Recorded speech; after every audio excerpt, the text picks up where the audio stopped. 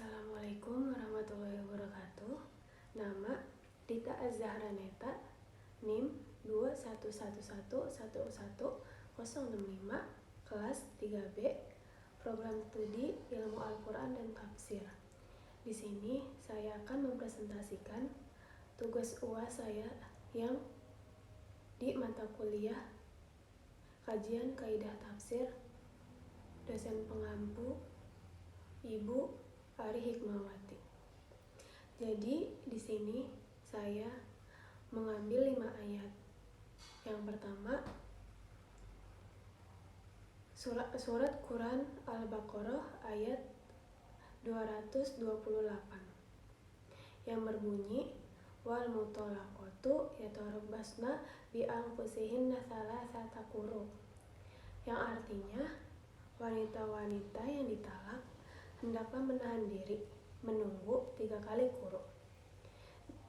Dalam tafsir Al-Jalalain, Jalaluddin Al-Mahalli dan Jalaluddin As-Suyuti mengatakan di dalam tafsir tersebut ialah dan wanita-wanita yang ditalak hendaklah menunggu atau menahan diri mereka dari kawin selama 3 kali quru yang dihitung dari mulainya dijatuhkan talak.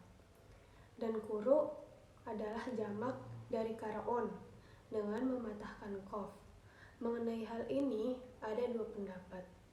Ada yang mengatakan suci dan ada pula yang mengatakan haid. Ini mengenai wanita-wanita yang telah dicampuri.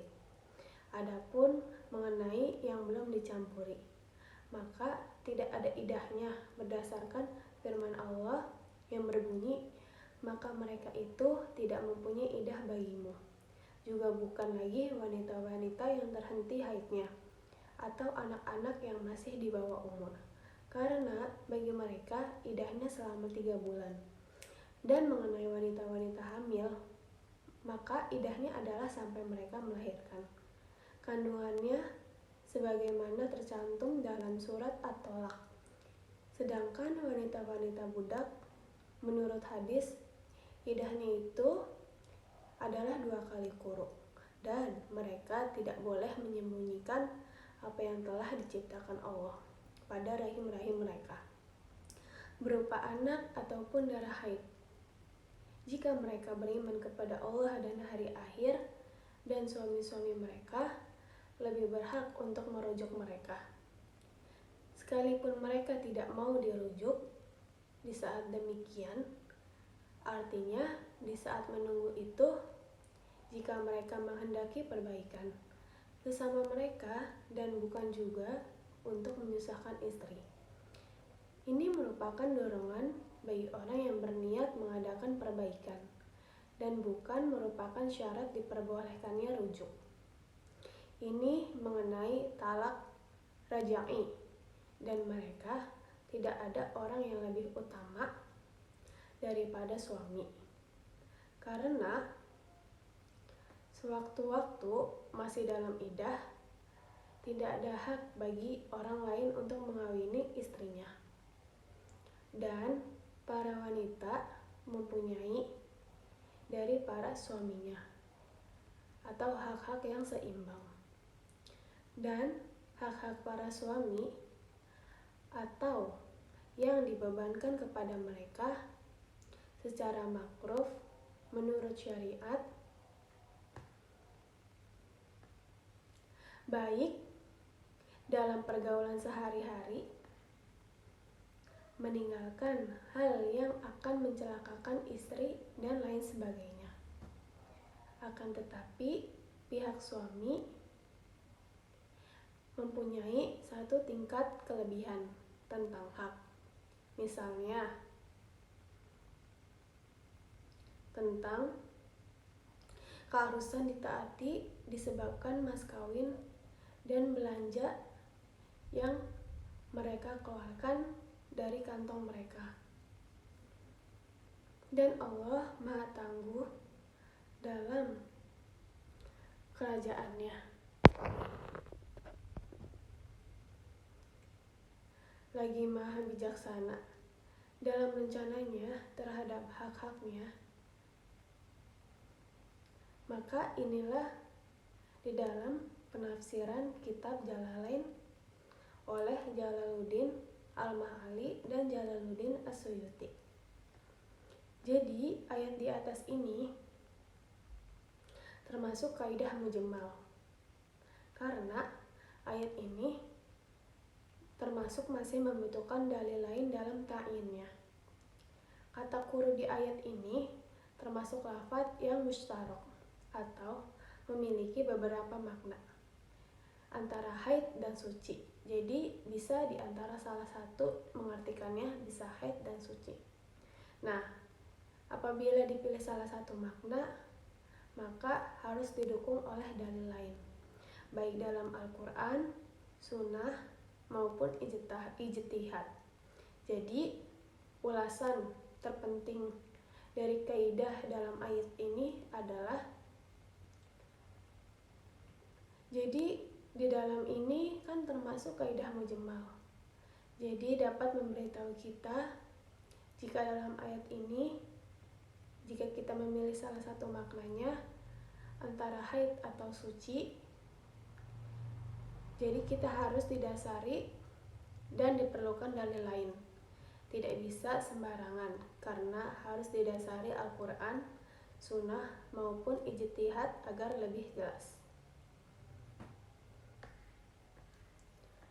Di sini saya mengambil ayat kedua dalam Quran surat Al-Baqarah ayat 43 yang berbunyi wa aqimus sholata wa atuz zakah, yang artinya dan dirikanlah sholat dan tunaikanlah zakat. Di dalam kitab Tafsir Al-Misbah oleh Muhammad Quraish Shihab, di dalamnya berbunyi, terimalah ajakan untuk beriman, lalu kerjakanlah sholat dengan rukun yang benar, dan berikanlah zakat kepada orang-orang yang berhak menerimanya. Sholatlah berjamaah dengan orang-orang muslim agar kalian mendapatkan pahala sholat dari pahala jamaah. Hal ini menuntut kalian untuk menjadi orang-orang muslim.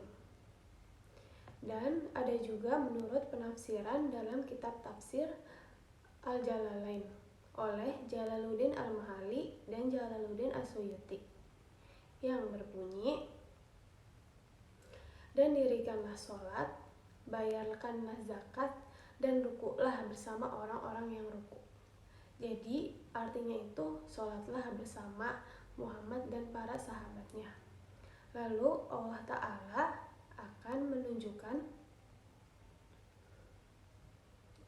kepada para ulama mereka yang pernah memesankan kepada kaum kerabat mereka yang masuk Islam, tetaplah kalian dalam agama Muhammad, karena ia adalah agama yang benar. Jadi di atas penjelasan dari penafsiran ayat 43 dalam Quran surat Al-Baqarah. Jadi ayat Al-Baqarah ayat 43 surat Al-Baqarah di sini termasuk kaidah mujmal, karena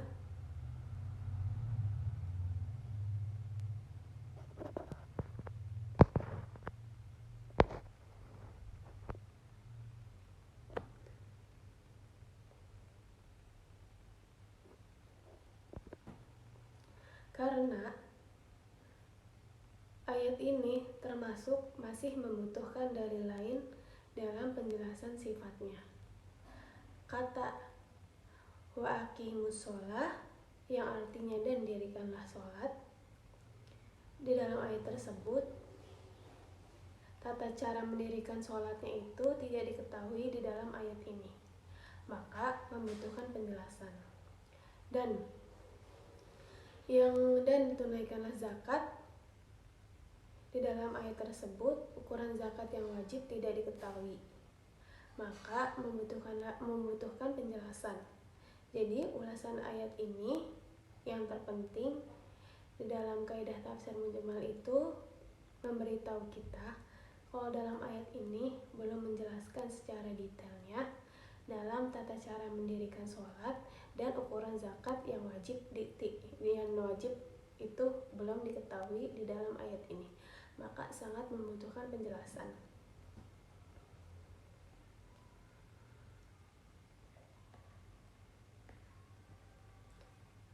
Jadi ayat ketiga, saya mengambil Quran surat Al-Baqarah ayat 222 yang berbunyi, wa yas'alunaka 'anil mahiyid qul huwa adhan fa'tadilun nisaa fil mahiyid wa la taqrabuhunna hatta yatahun fa idza tatahharna fa'tu min haitsu amarakumullah innallaha yuhibbut tawwabina wa yuhibbul mutatahhirin. Artinya, mereka bertanya kepadamu tentang haid. Katakanlah, haid itu adalah suatu kotoran. Maka sebab itu, hendaklah kamu menjauhkan diri dari wanita di waktu haid sebelum mereka suci, dan janganlah kamu mendekati mereka. Dan setelah mereka suci, maka campurilah mereka. Itu di mana yang diperintahkan Allah kepadamu. Sesungguhnya Allah menyukai orang-orang yang bertaubat dan menyukai orang-orang yang mensucikan diri. Dalam Quran surat Al-Baqarah ayat 222 ini, di dalam penafsiran kitab tafsir Al-Jalalain oleh Jalaluddin Al-Mahali dan Jalaluddin As-Suyuti berbunyi, mereka bertanya kepadamu tentang haid. Maksudnya haid atau tempatnya dan bagaimana memperlakukan wanita padanya. Katakanlah, haid ini adalah suatu kotoran atau tempatnya kotoran, maka jauhilah mereka. Maksudnya itu janganlah bersetubuh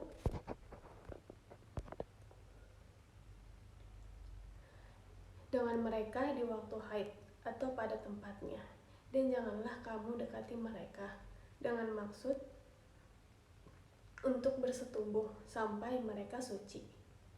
Kata ayat hurna dengan to baris mati atau pakai tasydid lalu ha kemudian pada to, asalnya diidghamkan pada to dengan arti mandi setelah terhentinya, atau apabila mereka telah suci maka datangilah mereka. Maksudnya itu campurilah mereka di tempat yang Allah diperintahkan kepadamu.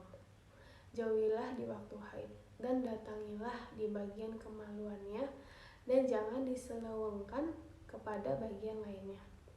Sesungguhnya Allah menyukai serta memuliakan dan memberi orang-orang yang bertaubat dari dosa dan menyukai orang-orang yang mensucikan diri dari kotoran. Jadi, Quran surat Al-Baqarah ayat 222 ini termasuk kaidah mushtarak, karena lafaz al-mahid dapat berarti masa atau waktu haid, dan bisa pula berarti tempat keluarnya darah haid. Namun, dalam ayat tersebut menurut ulama diartikan tempat keluarnya darah haid karena adanya qarinah haliyah, yaitu bahwa orang-orang Arab pada masa turunnya ayat tersebut tetap menggauli istri-istrinya dalam waktu haid, sehingga yang dimaksud lafaz al-mahid itu di atas bukanlah waktu haid, akan tetapi larangan untuk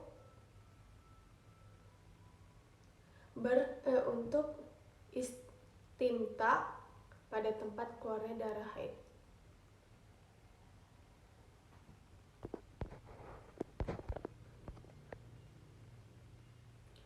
Jadi ulasan terpenting di dalam ayat ini menurut kaidah tafsir mustarak ini ialah karena di dalam ayat tersebut belum jelas pengertiannya antara masa haid atau bisa juga tempat keluarnya haid.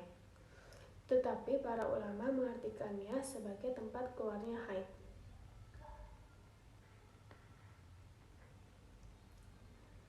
Di sini saya pada ayat keempat mengambil Quran Surat Al-Baqarah ayat 171 yang berbunyi wa masalul ladina kafaru kamasalil ladzi yan'iku bima la yasma'u illa du'a aw nidaa. Jadi artinya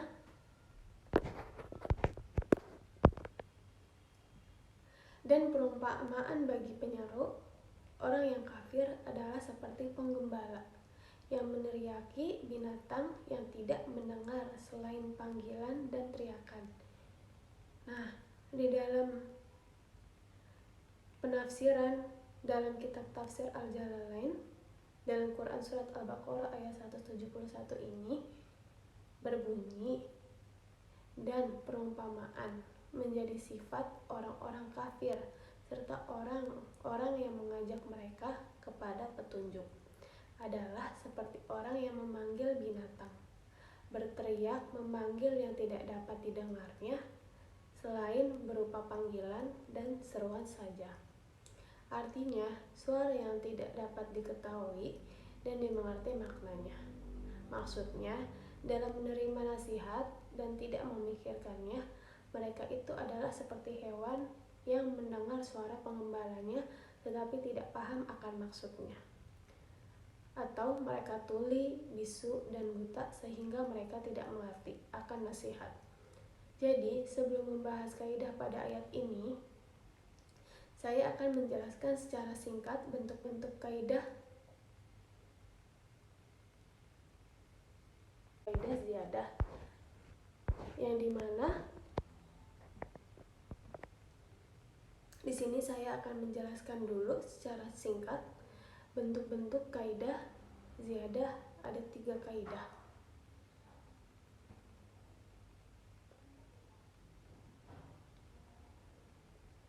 Yang pertama, kaidah pertama berbunyi tidak ada ziyadah atau tambahan dalam Al-Quran. Kaidah kedua berbunyi penambahan bina atau model menunjukkan adanya penambahan makna atau kekuatan lafaz karena kuatnya makna. Kaidah ketiga, penggabungan 2 kata yang serupa maknanya akan menghasilkan makna yang tidak ditemukan ketika lafaz tersebut terpisah atau tersendiri. Kaidah keempat berbunyi setiap huruf yang ditambahkan dalam kalimat Arab karena penegasan maka statusnya sama dengan pengulangan kalimat tersebut.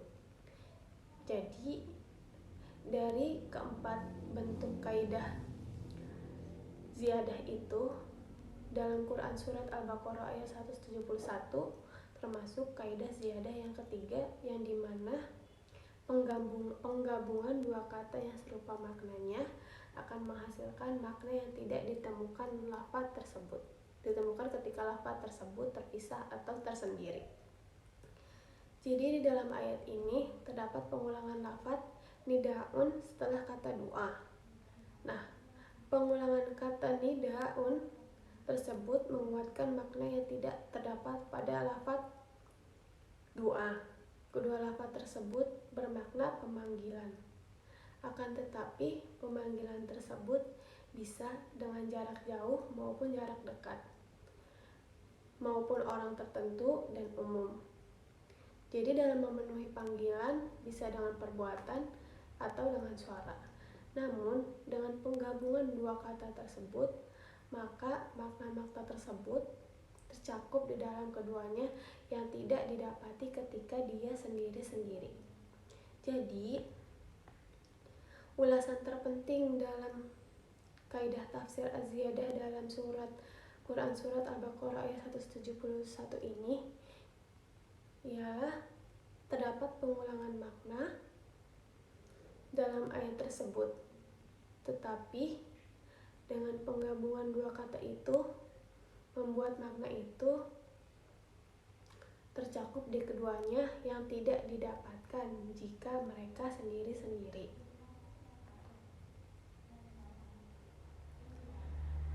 Yang selanjutnya saya dalam ayat kelima mengambil Quran Surat Al-Baqarah ayat 196 yang berbunyi wa atimmul hajja wal umrata lillah fa in uhsirtum famastaysara minal hadi wa la tahliku ru'usakum hatta yablughul hadiyu mahillah faman kana minkum maridun aw bihi adam min ra'sihi fa fidyatun min siyamin aw shadaqatin aw nusuk fa idza amintum fama tamatta'a bil umrati ilal hajji famastaysara minal hadi faman lam yajid fasyamu thalathati ayyamin fil hajji wa sab'atin idza raja'tum tilka asyaratun kamilah dzalika liman lam yakun ahluhu hadiril masjidil haram wattaqullaha wa'lamu annallaha syadidul iqab, yang artinya dan sempurnakanlah ibadah haji dan umrah karena Allah. Jika kamu terkepung atau terhalang oleh musuh atau karena sakit, maka sembelihlah korban yang mudah didapat. Dan jangan kamu mencukur kepalamu sebelum korban sampai di tempat penyembelihannya. Jika ada di antaramu yang sakit atau ada gangguan di kepalanya, lalu ia bercukur, maka wajiblah atasnya berfidyah, yaitu berpuasa atau bersedekah dan bisa juga berkorban. Apabila kamu telah merasa aman, maka bagi siapa yang ingin mengerjakan umroh sebelum haji atau di dalam bulan haji, wajiblah ia menyembelih, karena menyembelih dengan kurban yang mudah didapati. Tetapi jika ia tidak menemukan binatang kurban atau tidak mampu, maka wajib berpuasa 3 hari dalam masa haji dan 7 hari lagi. Dan apabila telah kamu pulang kembali, itulah 10 hari yang sempurna. Demikian itu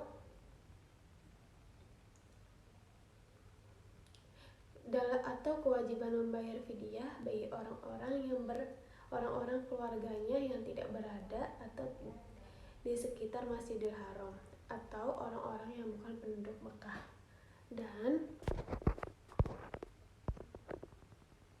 Dan bertakwalah kepada Allah dan ketahuilah bahwa Allah sangat keras siksaannya, yang dimana di dalam Quran Surat Al-Baqarah ayat 196 ini, di dalam penafsiran Kitab Tafsir Al-Misbah oleh Muhammad Quraisy Shihab berbunyi, lakukanlah ibadah haji dan umrah secara sempurna dengan mengharap perkenan Allah semata.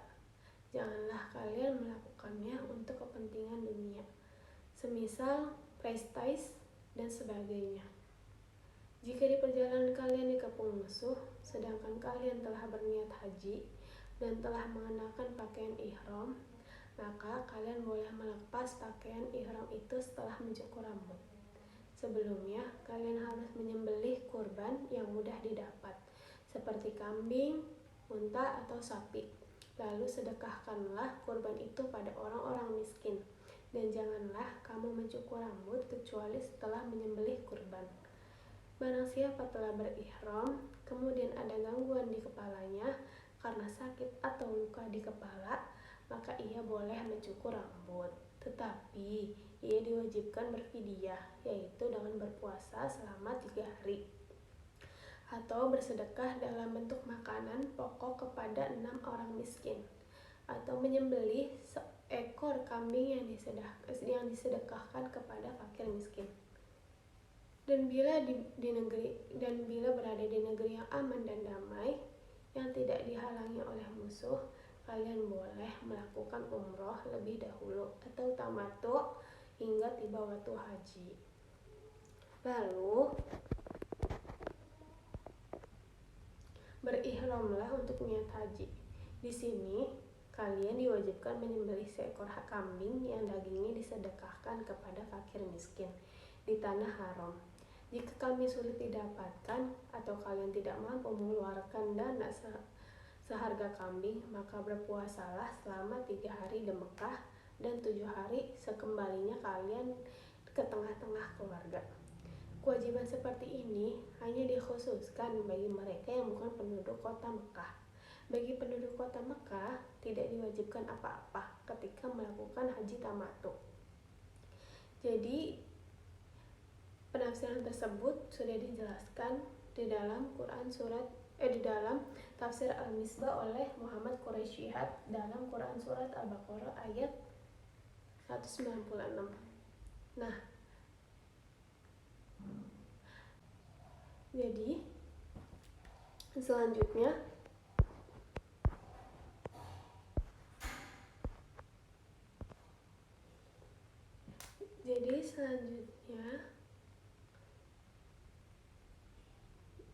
dalam Quran surat Al-Baqarah ayat 196 ini termasuk kaidah mubayyin, yang dimana ayat ini merupakan bayan atau penjelasan terhadap rangkaian kalimat.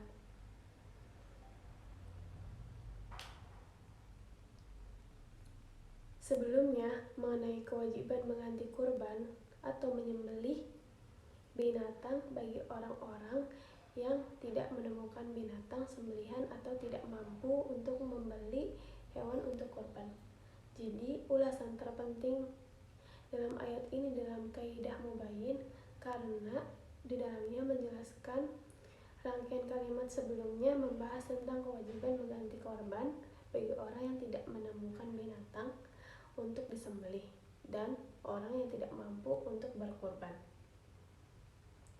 Sekian dari jawaban saya dan penjelasan saya. Kurang lebihnya mohon maaf. Wassalamualaikum warahmatullahi wabarakatuh.